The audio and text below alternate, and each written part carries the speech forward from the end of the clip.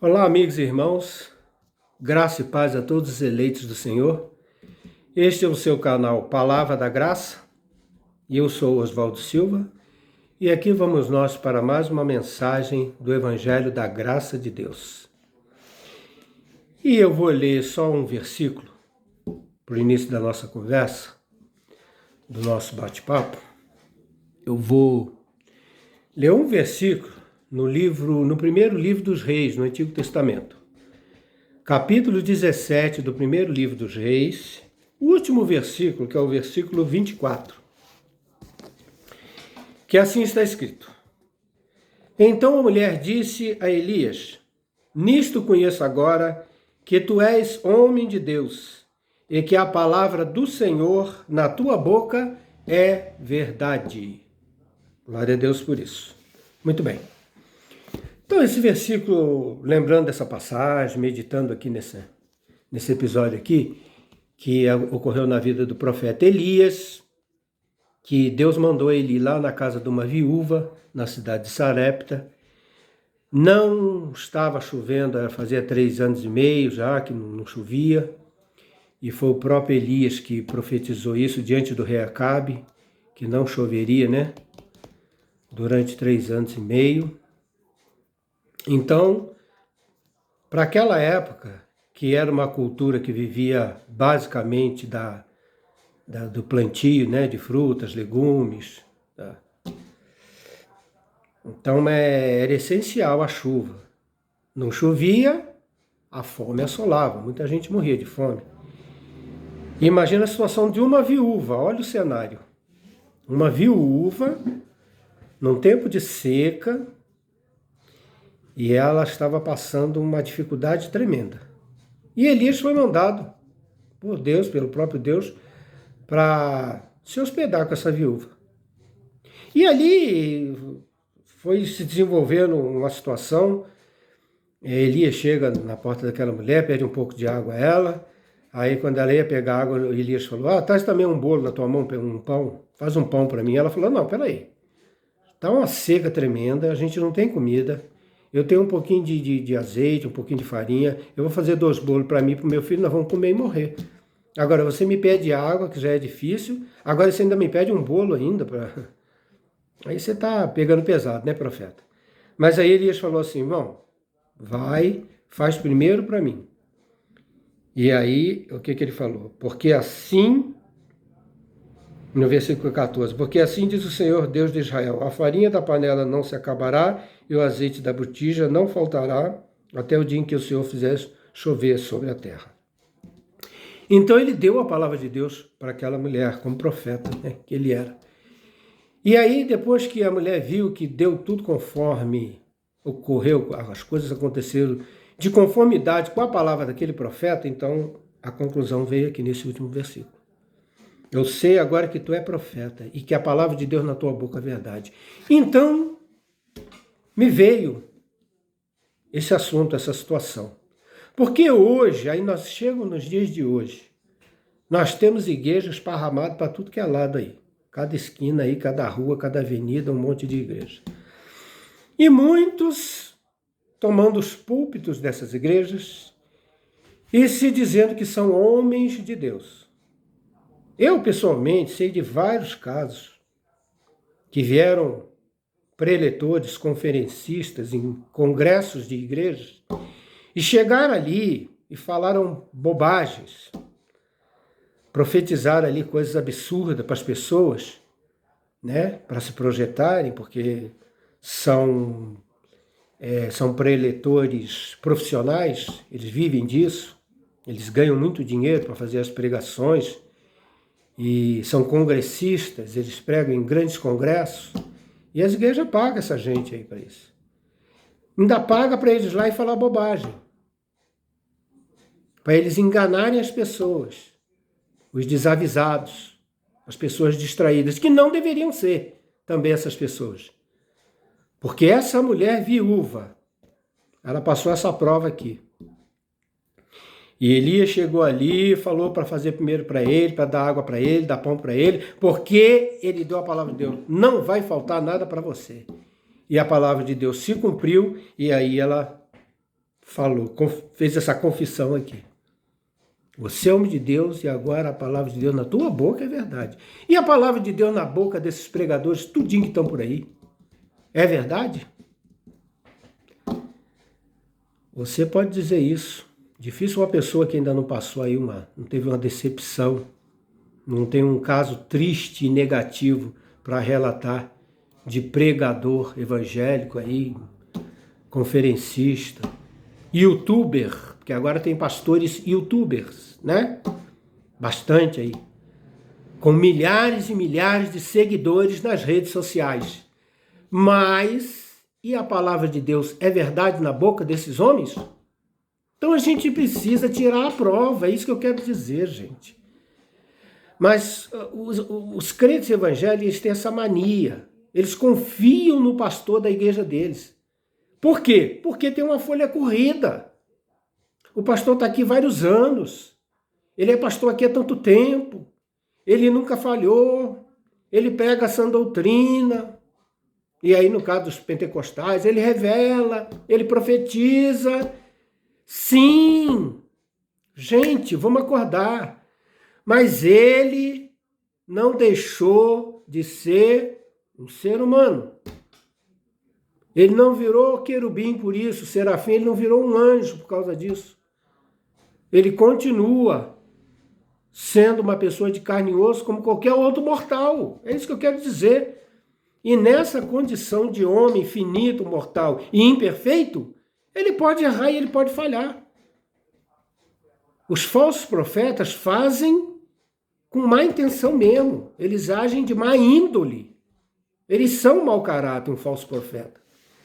Mas um pastor que é sério, um pregador que é fiel à palavra que ele prega, mesmo ele sendo assim, ele pode errar, ele pode falhar. E essa escritura aqui, essa Bíblia, relata tudo isso para nós. Por exemplo, eu estava até conversando aqui em casa hoje, esse assunto. Jesus começou o seu ministério. Com 30 anos ele começou a pregar, foi batizado no Rio Jordão por João Batista e tal. João Batista falou, eis o Cordeiro de Deus que tira o pecado do mundo. E dali, quando ele saiu da água, foi cheio do Espírito Santo e ele começou a escolher os seus discípulos. Dali ele começaria a convocar os 12 apóstolos, né? Que seriam os seus discípulos fiéis que estariam com ele, que ele passaria todos os ensinamentos, ele daria bons exemplos para eles. E esses 12 ficaram com ele o tempo todo, acompanharam todo o seu ministério, seus milagres, sua pregação, ouviram sua doutrina, seu ensino. Foram até o ponto dele ser traído, preso, julgado, crucificado, morto, sepultado e ressuscitou. Eles, os 12, acompanharam tudo isso. E Pedro ali entre eles. Eu quero falar da figura de Pedro, né, que é muito preeminente.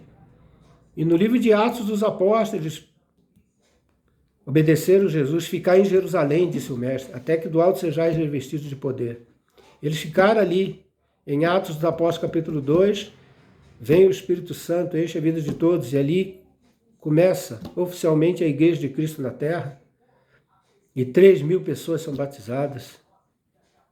E ali Pedro, né, vai. Aí no capítulo 3 de Atos, Pedro e João. No capítulo 5, Pedro de novo, Ananias e Safira, vai ali, sempre Pedro.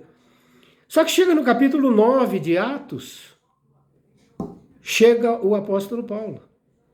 Olha quanta coisa Pedro já tinha passado. Quanta experiência esse apóstolo Pedro já tinha tido na presença de Deus, na obra de Cristo. Mas agora, lá na frente, no capítulo 9 do livro de Atos dos Apóstolos, entra Paulo no cenário. Convocado também e escolhido pelo próprio Jesus, agora o Cristo ressuscitado. Porque aí vai começar, originalmente, o tempo da graça. E o tempo da graça para os gentios.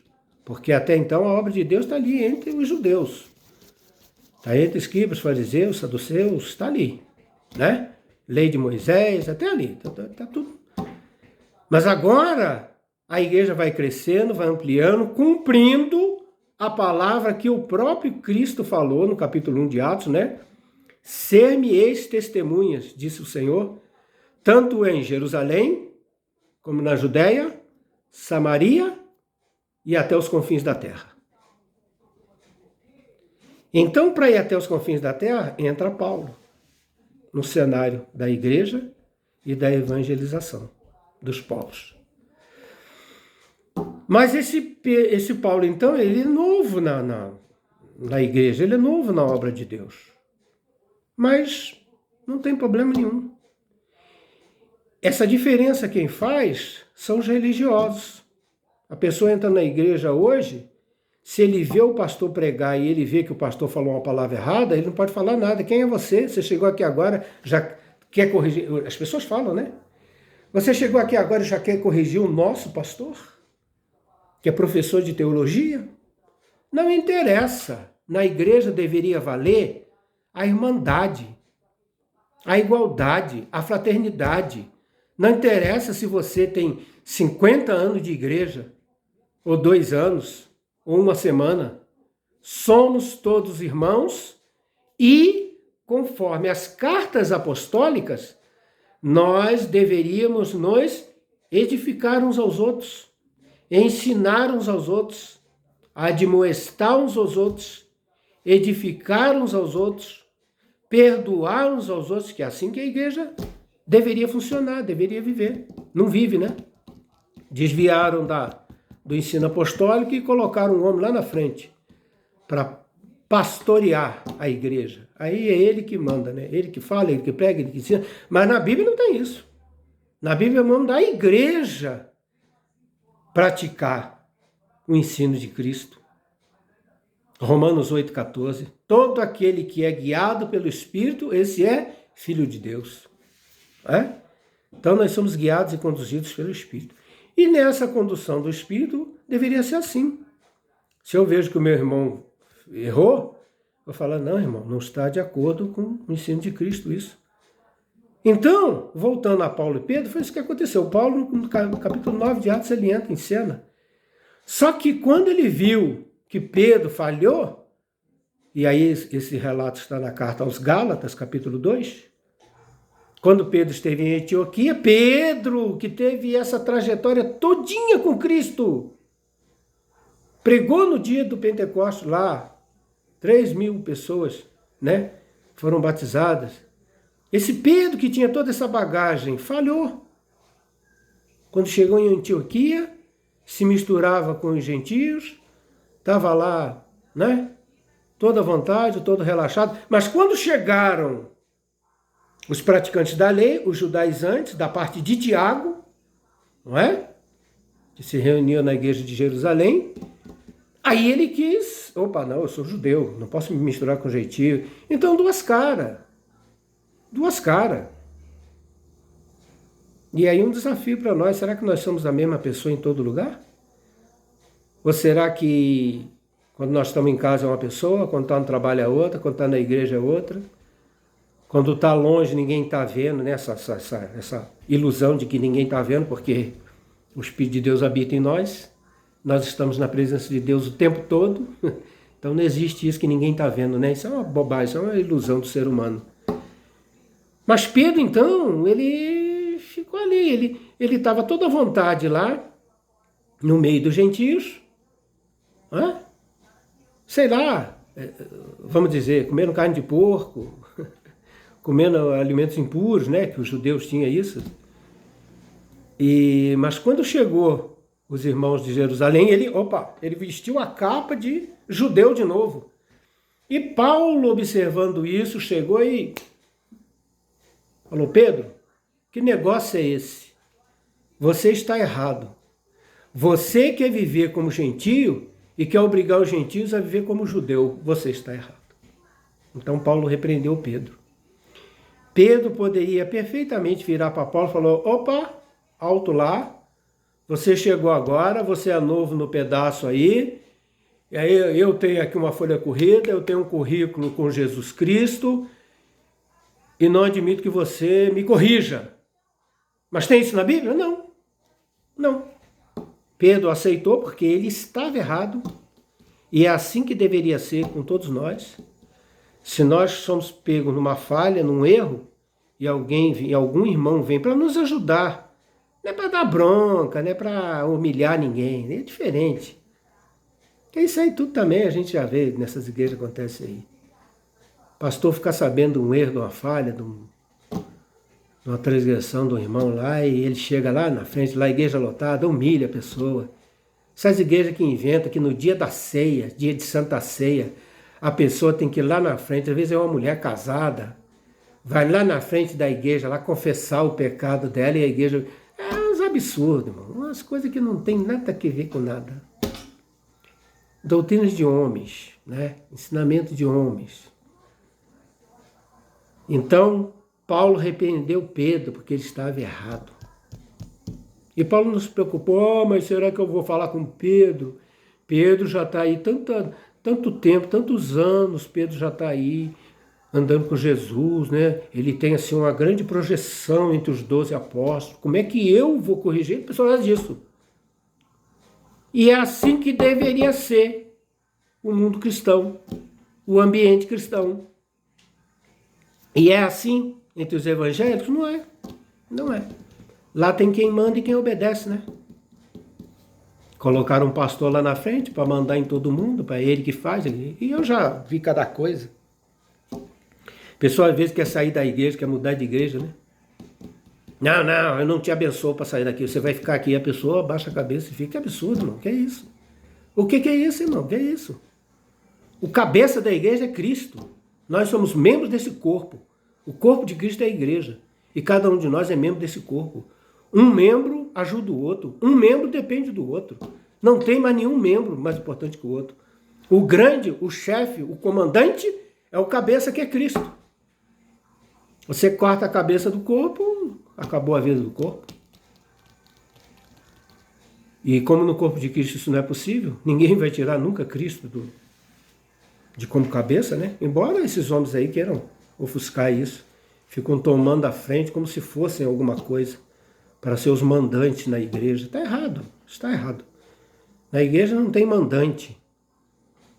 A igreja deveria ter os obreiros, os presbíteros, os pastores, para ajudar os irmãos a caminhar na fé, para fortalecer, para não deixar eles se desviarem do evangelho da graça de Deus. Pois foi isso que Paulo falou para os Gálatas. Gálatas capítulo 1, verso 8 e 9. Se alguém vos pregar outro evangelho que vá além desse, seja anátema. É isso que os pastores deviam fazer. E não ficar aí recebendo aplausos, recebendo presentes e homenagem, como eles adoram ser tratados, né? Então é bíblico, meu querido. Você não pode aceitar qualquer coisa de qualquer um. Ah, mas o nosso pastor é inerrante. Mentira, isso não existe. Inerrante é o Espírito Santo. Inerrante é o cabeça da igreja, que é Cristo. Agora, todo homem é falho. E a mesma coisa que João fala na sua carta. Primeira carta de João, capítulo 4, ele fala assim: meus irmãos, provai os espíritos para saber se são de Deus, porque muitos falsos profetas têm saído do mundo afora. Então, nós temos que fazer isso. E Paulo? Paulo repreendeu Pedro e ficou nisso? Não, Paulo também teve seu momento.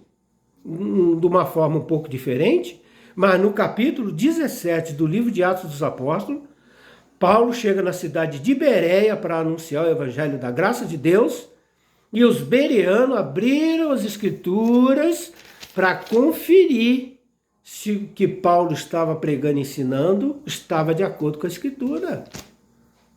Como é que você ouve aí? Como é que as pessoas ouvem pregadores, preletores, homens famosos, ricos? Porque hoje é assim, né? O cara já aproveita que é pastor para entrar na política, para se candidatar, para se eleger. É uma bagunça danada. E os crentes, todos os evangélicos, seguindo, aplaudindo, achando normal. Então, quando que você vai ouvir uma pregação e você não vai conferir? E eu falo isso repetidas vezes. E por que os crentes, os evangélicos, os cristãos de hoje, eles não fazem isso? Eles não abrem a Escritura para conferir porque não conhecem a Bíblia. Pegam a Bíblia, né? Eles gostam de andar com a Bíblia. Pega a Bíblia, vai todo domingo para a igreja, mas em casa não abre, não examina, não lê. Aí passa 10 anos enfiado dentro de uma igreja, frequentando uma igreja evangélica. Aí você pergunta, quantas vezes você já leu a Bíblia? Ah, eu nunca li a Bíblia nenhuma vez, a Bíblia toda. Ah, você está de brincadeira, você está de passatempo. Aí fica comendo pela mão dos outros, fica dizendo amém para tudo, acreditando em tudo que é falado, que é pregado. Quando que você vai ter condição de avaliar, né? De ter discernimento, falar, opa, não, está errado, não está de acordo com... Como é que você vai chegar e experimentar aquele versículo de João 8,32? E conhecereis a verdade, e a verdade vos libertará. Você vai ser livre e liberto pela verdade. Eu até digo, pela minha experiência hoje, você frequenta uma igreja evangélica até descobrir a verdade. Aí você é liberto. E você não consegue mais ficar lá como era antigamente. Ficar lá, baixa a cabeça, o pastor mandou, o pastor falou, o pastor fez a corrente, fez a campanha, o pastor faz um monte de besteira, um monte de bobagem. Esses missionários, esses pregadores aí fazem, o povo acredita, se submete. E Bíblia, então para que a Bíblia? Para que as Escrituras? Para quê? Para ficar de enfeite? Para botar lá aberto lá no Salmo 91, no Salmo 23? Ah, mano, isso aqui é para a gente ler, assimilar e aplicar. Então é bíblico que a gente confira. Paulo foi pregar em Bereia. Paulo, que nunca falou heresia nenhuma, nunca falou nada de errado, não. Aí os bereanos abriram a escritura para conferir, para ver se o que Paulo estava falando. Mas é assim que... Se fizer isso com Paulo, por que você não faz isso com o pastor da tua igreja? Por quê? Qual é o problema? Ele é bravo? Ele não vai admitir? Problema dele. Isso não pode interferir na tua ação correta. Não é? Que eu passei. Pastores arrogantes, assim tá cheio por aí. Eu que mando, né? Bacharel em teologia. Você tem 6 meses aqui na igreja e você já quer... Não, já quer o quê? Com 6 meses eu estou vendo que você está falando coisa errada, que você está desviando da sã doutrina. Aí não pode falar? Então fique para aí com a sua igreja. Não preciso disso. Não preciso disso. João 8,36. Se, pois, o Filho vos libertar, verdadeiramente sereis livres. Pronto! Então estou livre da heresia dessas igrejas. Estou livre de doutrina de homens. Estou livre de desvios do Evangelho da graça de Deus. Não preciso disso. Eu dependo do Senhor. Eles cantam, né? Como diz aquele ano, mas eu sei em quem tenho crido, e estou bem certo que é poderoso. Eu sei em quem tenho crido. E não quer igreja A, B, C, não quer em pastor A, não. Dirigido pelo Espírito, cheios do Espírito Santo. É assim que nós somos, que nós andamos como filhos de Deus. E para compartilhar essas palavras. E para ter esse entendimento e esse esclarecimento. Não é? Porque estamos vivendo hoje a plenitude da graça de Deus. Não é? Estamos vivendo hoje a plenitude da graça de Deus. Estamos vivendo verdadeiramente cada vez mais o ministério do Espírito. É espiritual. Não é carnal. Ah, eu vou na minha igreja. Onde é que é a sua igreja? Mas não tem. Como que existe o endereço de uma igreja geograficamente, humanamente falando? Não tem. Não é para ter. Não é para ter. E está na Bíblia. E os religiosos e que se dizem cristãos não seguem. Ensino do próprio Cristo. Eles não dizem que acreditam em Mateus, Marcos, Lucas e João? Então tá bom. Mateus 18, 20. Porque onde estiverem 2 ou 3 reunidos no meu nome, ali estou eu. Acabou. Não importa onde. Onde se reunir. Em casa, na rua, na chuva, na fazenda, numa casinha de sapê, como diz a música. No trabalho, na escola, no shopping, numa praça pública, numa biblioteca. Não importa onde estiver, ali está a igreja. Igreja não é isso aí que fala, não. denominação. Ah, eu sou da igreja tal, eu sou da igreja tal, eu vou trocar de igreja. Trocar de igreja, a igreja é uma só, a igreja é o corpo de Cristo, Jesus é o cabeça. Mas hoje, com esse evangelho aí todo, essas igrejas aí toda separada, toda dividida, que mais confunde a cabeça das pessoas do que outra coisa, né? Então, graças a Deus por isso, é uma meditação que nós queríamos fazer, esperando sempre em Deus contribuir para a tua edificação espiritual, para o teu alicerce, para você pensar. É isso que o Evangelho da Graça faz, né? Não é à toa que Paulo escrevendo aos Coríntios, ele falou, nós temos a mente de Cristo. E é esta mente que nós temos que ativar.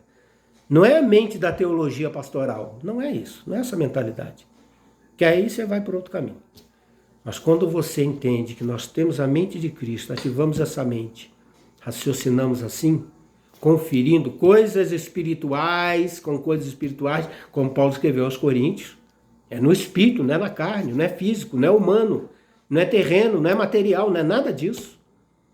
É espiritual.